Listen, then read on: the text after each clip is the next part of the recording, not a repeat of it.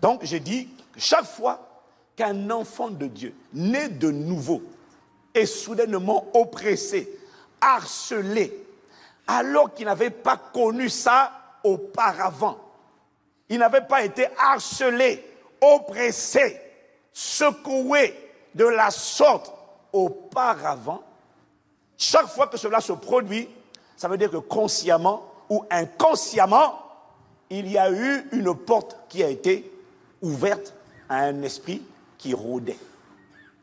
Est-ce que quelqu'un me suit? Et chaque fois qu'il y a eu une porte ouverte à un esprit qui rôdait, bien que tu sois né de nouveau, ça signifie que ton esprit né de nouveau, à ce moment-là, était en train de dormir, de s'assoupir, au lieu de monter la garde, c'est-à-dire de veiller. Donc, l'inquiétude, les soucis de la vie endorment l'esprit et permettent à un rôdeur d'entrer. C'est la raison pour laquelle dans Philippiens 4, versets 6 à 7, le Seigneur ordonne de ne pas s'inquiéter. Parce que l'inquiétude alourdit l'esprit et donne accès à un rôdeur.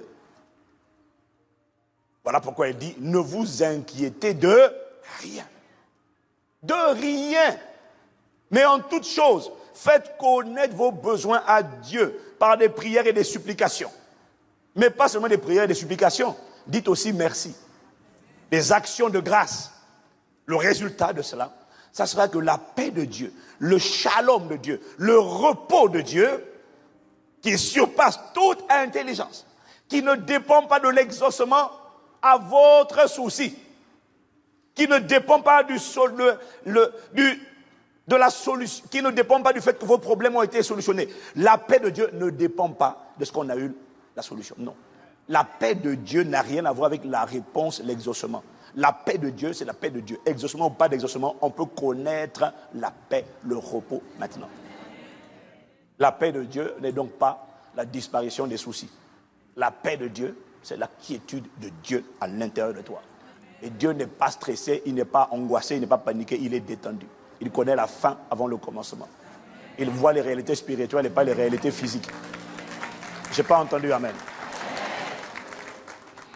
Et cette paix gardera vos cœurs et vos pensées en Jésus-Christ. Vous noterez, ne vous inquiétez de rien, ce n'est pas un conseil, ce n'est pas une exhortation, c'est un ordre, un commandement. Ne t'inquiète de rien. Je n'ai pas dit, ok, pour ça je comprends, mais pour ça tu ne t'inquiètes pas. Le reste, tu as des soucis à te faire. Il a dit, ne t'inquiète de rien.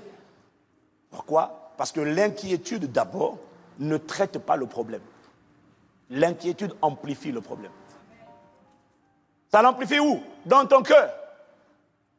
L'inquiétude amplifie. Jésus a dit, qui de vous, par ses inquiétudes, peut ajouter une coudée à la durée de sa vie? Qui va faire ça? Ça ne change absolument rien. L'inquiétude, ne traite pas le problème. L'inquiétude te fait réfléchir sur la puissance ou la grandeur de tes problèmes, au lieu de réfléchir et de méditer sur la puissance et la grandeur de Dieu. L'inquiétude éteint la voix du Saint-Esprit qui te dit ne crains pas. L'inquiétude éteint cette voix et amplifie, augmente la voix de l'esprit de peur et de l'esprit de doute qui te demande comment vas-tu faire pour te sortir de cette situation. Il n'y a pas d'issue. L'inquiétude ferme, éteint la voix du Saint-Esprit et ouvre la voix de l'esprit de peur ou l'esprit de doute.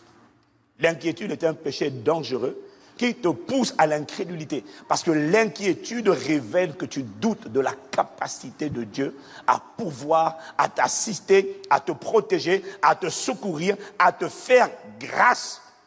L'inquiétude prouve que tu doutes de la capacité de Dieu. Et chaque fois que tu doutes de la capacité de Dieu, sans faire exprès, tu offenses.